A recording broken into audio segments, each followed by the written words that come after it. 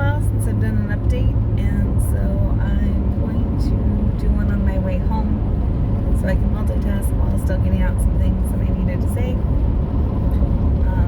A lot of things have happened, and I couldn't really address them as they were happening because, I've been through some depression with playing catch-up all year. Not just rabbits in general, but like everything that's just happened in this year. And I'm pretty sure a lot of people are feeling like that, just with everything that's gone on. But for us specifically, with rabbits outdoors, a lot has gone on. And I wanted to address the updates and all that. And I'm sorry about not having any rabbits in this video, but again, I'm trying to get something out there so you guys can have an idea of what happened.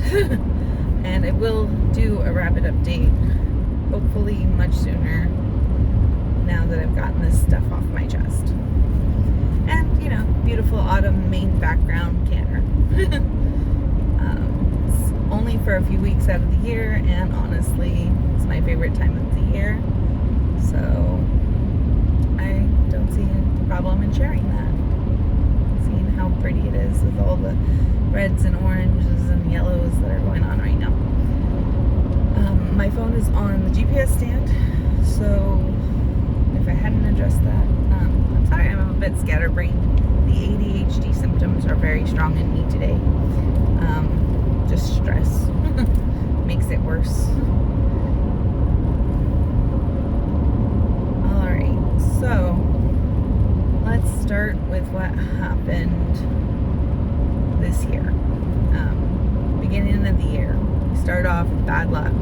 An owl decides it's gonna set up a hunting spot right in our rabbit pen, and it was just one thing after another. Deer netting solved that, but it turns out the reason why the owl was able to get to our rabbits is because I fixed something that wasn't broken.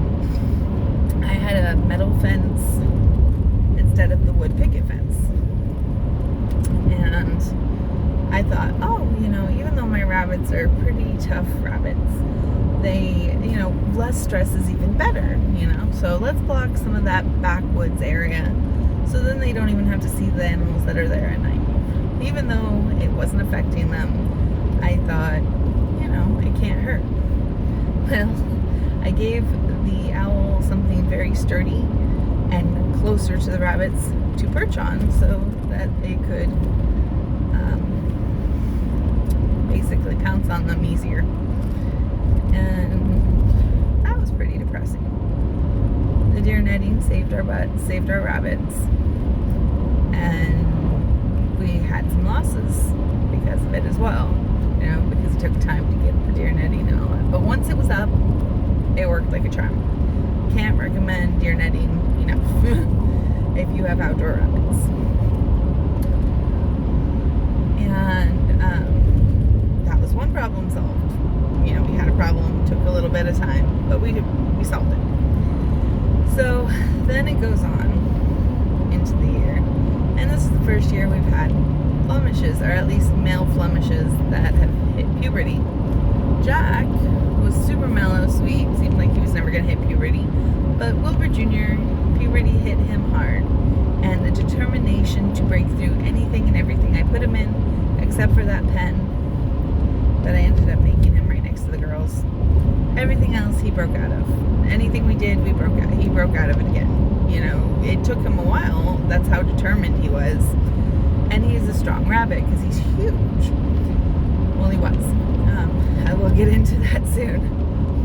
So, that problem happens. A lot of my females get pregnant, almost all of them. Even though they're tiny, even though he's not a full-grown Flemish, or he wasn't full-grown,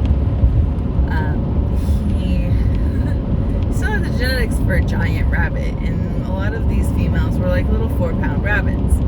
We didn't lose any of the moms, thankfully, but I never recommend breeding. I would have never done that intentionally, and it upset me and stressed me to no ends when it happened. So me showing my cute little baby bunnies, that was not to glory glorify any of that. It was to just kind of be like, this is the silver lining. These ones have made it, and look how cute they are. Like, they absolutely were adorable. Some made it, some didn't, and there's some things I've learned this year that have been hard lessons, because with every loss I do take it quite hard, and I see rabbits as somewhere in between.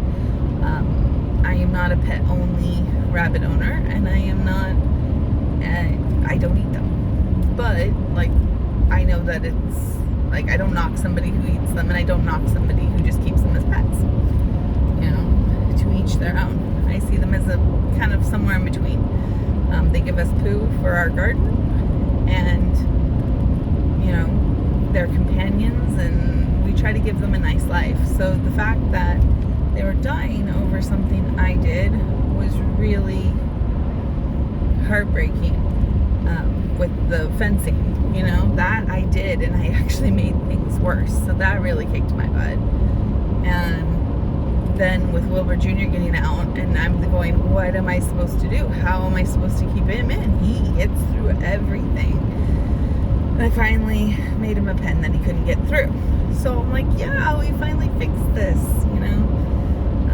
And I understand. There are people who farm, and there are people who homestead, and I kind of want to go in the homesteading route, so I understand that I need to develop a thicker skin. And plus, just in general, having animals in your lives, they tend to have shorter lifespans than us anyway. So introducing animals or anybody into your life, losing them is always a risk. It doesn't mean that you regret knowing them in the time that you knew them. And so I understand that aspect as well, and it helps me move forward.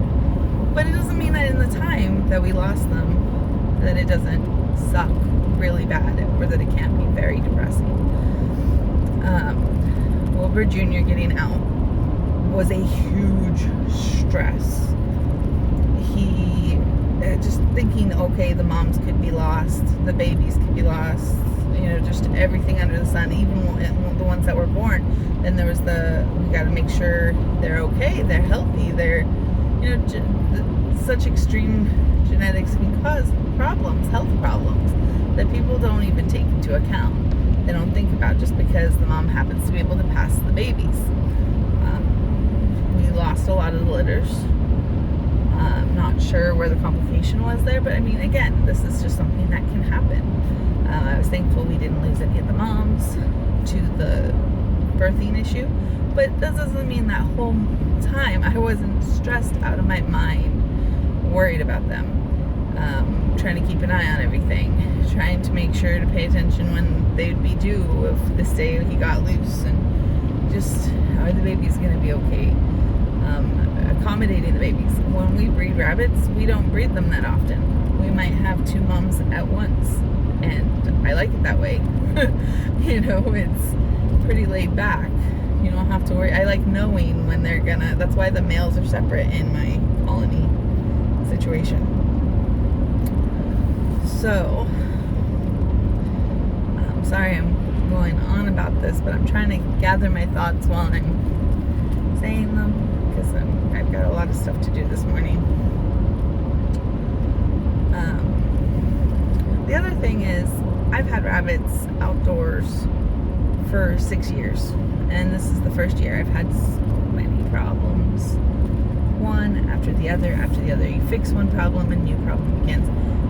I've never had such a concentration of problems with rabbits. That's why I kept rabbits when I got sick, and I had to downsize. And I, rehomed my birds, I rehomed my goats, but the rabbits stayed because they were the lowest maintenance animals we had. Our rabbits were tough, and I want to say that this, I can tell you which breeds they are. They were Rex, Mini Rex, and Lionhead, and crosses amongst them. Some of them, not necessarily my rabbits, but rabbits I'd gotten from people. We had some New Zealands.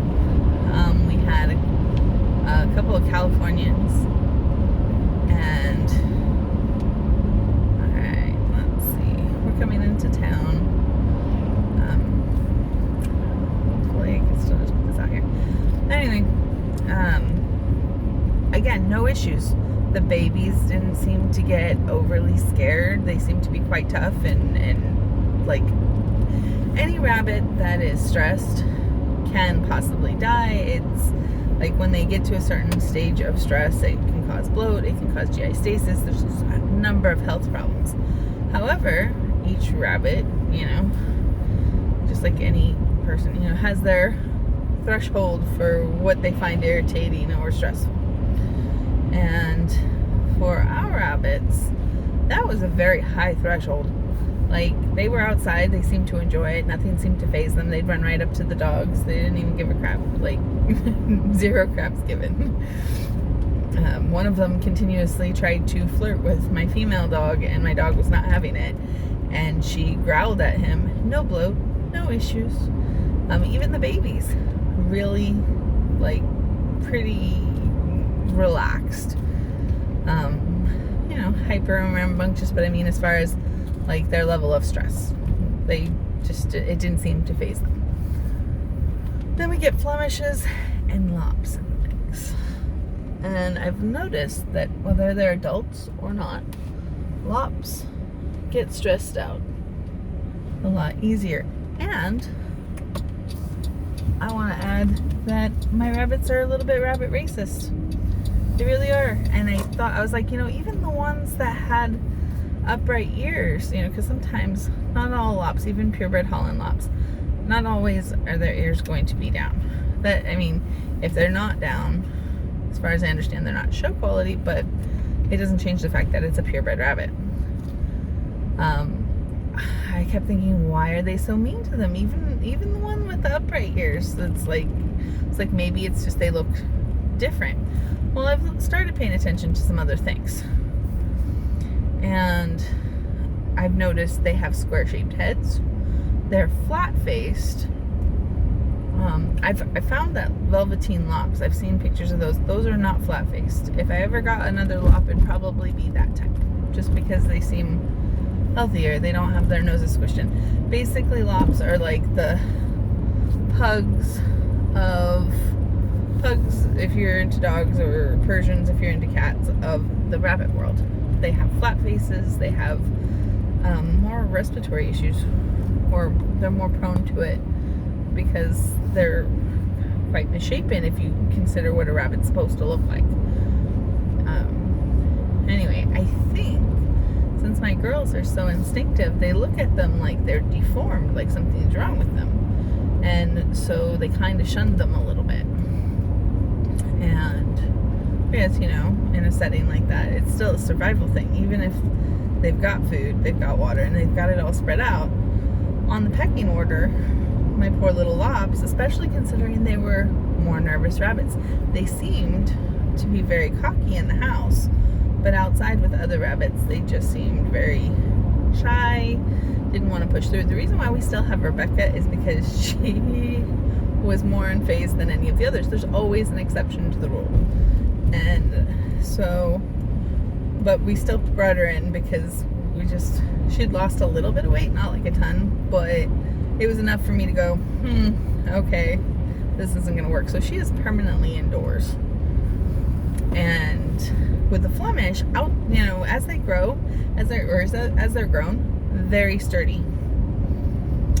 But baby Flemish seem to be scared of everything, with the exception being the one that I named Queen Anne's Lace. I call her Lacey Ann. If you hear me say Anne or Lacey Ann in the future, that is her. She is the exception to that rule. We've had Flemish, and then all those babies that came out were Flemish crosses. Now, a lot of them were still crossed with our tiny, tough little rabbits, and we actually kept one of them, and his name is Thumper, and he is Echo and Wilbur Jr.'s son. Cupid is also his grandfather. Let's see. Some of them made it, some of them didn't, a lot of them didn't. Just new issues kept rising up. The ones that made it to being able to go outside got stressed really easy and ended up bloating, or just different things. some people I knew wanted indoor-only rabbits, and they got some indoor-only rabbits with them, so like they wouldn't be in a stressful situation. Since I couldn't know for sure that their health was okay, I gave them away. I wasn't going to sell them at a marketplace or anything like that. Plus they were whoops litters, and like my other rabbits were very sturdy and strong, and I knew that they were gonna live a really good life, and I was able to sell those as pets at the marketplace. Again, I don't do it very often. I do it to make up for the cost of living. So this explosion of baby rabbits was very stressful on the whole situation. And that they were half giant rabbits did absolutely make it worse. Okay, let's see. This is gonna be a little bit that was huge stress. I can talk about it now, but at the time it was just really stressful. Playing with the babies was a highlight of my day, but that doesn't mean that there weren't, stresses involved. They were doing fine. This was a very wet season, wet and humid summer, and with that came mosquitoes. See, I've had rabbits out there for 6 years, and we've had mosquitoes once in a blue moon, but like, as far as like them growing in population and becoming an issue, I think it was like 1 year out of the 6 years until this year. And even still, like, I found ways to work against that, that issue. And this year was super bad. Like during the day, everything seemed fine, but I find, because I only have rabbits as far as outdoor animals, so we don't have to get up at 4:30, 5:30 to go out there. But one morning I was like, I'm gonna go play with the rabbits. I'm up, I can't seem to go to sleep. Went out there and the mosquitoes were crazy, which explained why we were losing some of the adults. We lost quite a few, and I didn't understand. I was troubleshooting everything, like medicating them, taking care of them, going through this. I was like, I thought for a little bit that the food was getting humid, like, because we decided to keep it in the shed, which I will never ever do again, because I think that was a factor. Because changing that did seem to help for a little bit, and then it didn't. I thought maybe the food had gotten mushy and they were choking on it or something, maybe there's something wrong with the food. So I switched out. I threw away an entire 50-pound bag. I mean, I didn't throw it away. I put it into my compost because I'm like, it can find you somewhere else. But that's 50 pounds of food that my rabbits could have had that I thought was bad. And I threw it away because their lives were more important, of course. So we replaced the food, we replaced the location where we kept the food. All seemed well for about a week. And then it'd be, again, when we would lose an adult, it'd be like one morning. 2 mornings would go by and then another. So as I'm troubleshooting, I'm thinking, okay, things are getting better. Okay, no, they're still bad. Let's find out what's going on. And it's just, this year has kicked my butt so much, just because every single loss bothers me. And when they're adults, you expect them to be at a stage that they can make it. And so that hits you even harder, because you're like, oh, they're good, they're okay. And you get attached, and you let yourself get more attached, because you're like, they're going to be around for the long haul. And then something happens, like, because I've had these rabbits for years. And we lost Cupid, we lost Wilbur Jr., because he had his pen that he couldn't break out of with the mosquitoes. And it explains why they'd be gone by morning, because morning is when the mosquitoes were really bad. By the time we got out there at like 8, 9 o'clock, they weren't like that.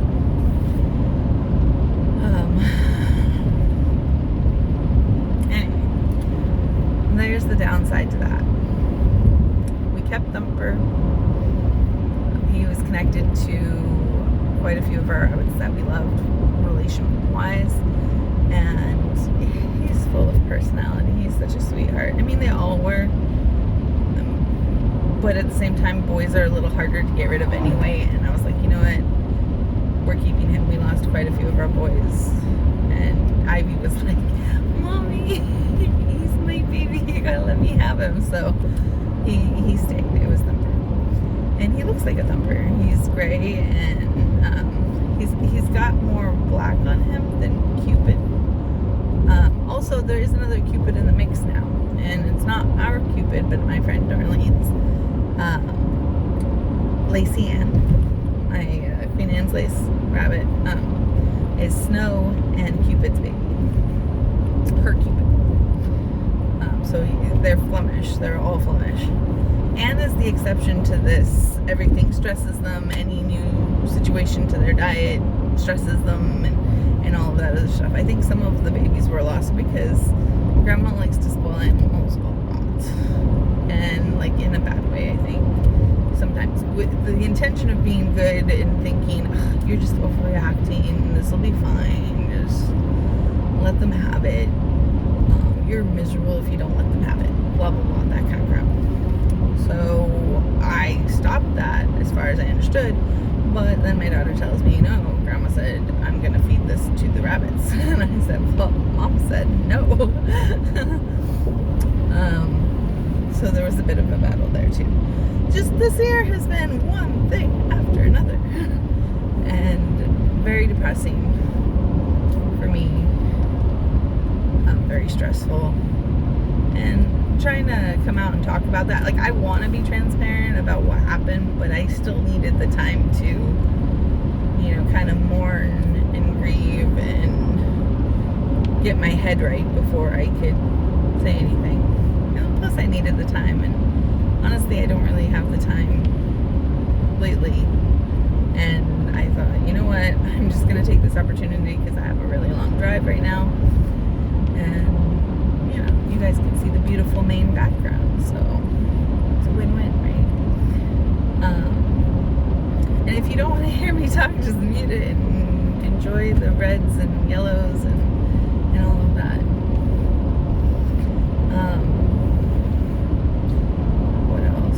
Oh, yeah, Anne is crazy. She walked right up to our dog, Sierra, and no fear, no craps given. Sierra growled at her, and all she did was back away, like, okay, fine, whatever, and walked into the kitchen. Not even ran, like her life depended on it. There was no stress. But I'm freaking out, going, oh my God, she's gonna die. She's gonna be stressed out. It's gonna kill her like the others. You know, just like any little thing stresses, right? And if they're stressed, you try to get them help. You try to get them situated. And sometimes if it's set in too much, it's too late. And nope, Anne doesn't care. Didn't get stressed. I had to chase it from the kitchen to the living room because she was gonna go walk right back up to Sierra if I didn't. She got into my marinara sauce, and whereas, you know, tomatoes won't kill rabbits usually, baby rabbit, you know, new change to the diet, even if it's just a moment. And she had a little red nose, and she fought. She did not want to get her nose out of my freaking marinara. So we have her mother now, and we have Pumpkin's granddaughter, Peaches. As far as I understand, we're getting 2 grown Flemishes from Darlene later on, well, from her son, and that her name, one of them's Elsa and one of them's Trouble. I'm not sure how that's going to go down, when that'll be, but they're adults, and so they're sturdier. I had to put all of the rabbits, because of the mosquitoes, into hutches. And any of you that have seen all the stuff I've tried to do with my pen knows that was the last thing I wanted to do. In fact, I wanted to get my boys out of hutches and into pens where they can interact with the girls without being able to get them pregnant. So it was a real hard hit, and it was just very upsetting that it came down to that. But it gave me time to decide what I'm going to do with the pen. Now, I did want to net the whole pen, but I've come to realize that is insane with the size and shape of my pen being so awkward. So I'm going to redo my whole pen, and I'm going to make it 8 feet, so it'll be like one panel of the picket fencing panel wide by very long, and that way it'll make it easier for me to bug net it during the bad part of the year. And also eventually when RHVD2 does make it to me, I'll be prepared. But even still, mosquitoes suck. Whatever the case, whether you have something as bad as that for rabbits or not. But the mosquitoes have been so bad. Ooh, this is not good. Alright. There we go. Mosquitoes have been so bad. A lot of people up here have been complaining about losing animals, horses, goats, all sorts, to the mosquitoes. And I was thinking, wow, I'm glad it's not so bad here. Freaking went out there super early and was like blown away by how many there were. So that's what I've been dealing with. It's been a very bad year, but with all of these problems, the silver lining to it is you have to troubleshoot. You have to troubleshoot very quickly, and you have to come up with solutions very quickly. For the rest of this year, my girls are going to be in hutches. It's not ideal, but the way I look at it is at least next year we will be far better prepared. Weather keeps changing. Mosquitoes may get worse. Maybe next year the mosquitoes won't be bad, but it doesn't change the fact that I want to be prepared with whatever the case, since I know they can be such a massive problem at this point. I never want to be caught off guard with this again, just like with the deer netting and the owl. Like, if you have an open pen, I highly recommend deer netting, because even if it takes 6 years for the owl to realize where your rabbits are or your animals are, eventually they do, and then they're like, ooh, this is easy pickings, and they keep coming back. And I don't want to kill the owl. I mean, I know people are like, well, you got to do what you got to do to protect your animals. I agree. You have to do what you have to do to protect your animals, but if I can prevent it, I'd rather coexist and prevent it. If I have to kill something to protect them, I will. But if there's something I can do instead, because I mean, if you kill that one, there will eventually be another one. So problem shooting or troubleshooting and finding a solution makes sense regardless. And shooting is not always the best solution, because you're like, well, what happens with the next one? You're just going to keep shooting them and shooting them when you could have prevented it, you know? Or you shoot and then you fix the problem, but it shouldn't be the only solution. There should be other solutions mixed in. All right, I'm gonna go. I'm gonna try to make sure to update with the rabbit pen situation the way it is here quicker than it has been since I've done an update. I am almost home, so, and I'm going into another town, so it's going to be congested with cars and stuff. So, all right, have a good weekend, and sorry for the update not being super preppy and for dragging on, because again, I'm trying to force myself to concentrate on on getting out what I needed to say while also concentrating on the road. And honestly, the road is going to come first, so that's why I get a little sidetracked. Have a good weekend, like I said, and if you like my video, like, share, subscribe, or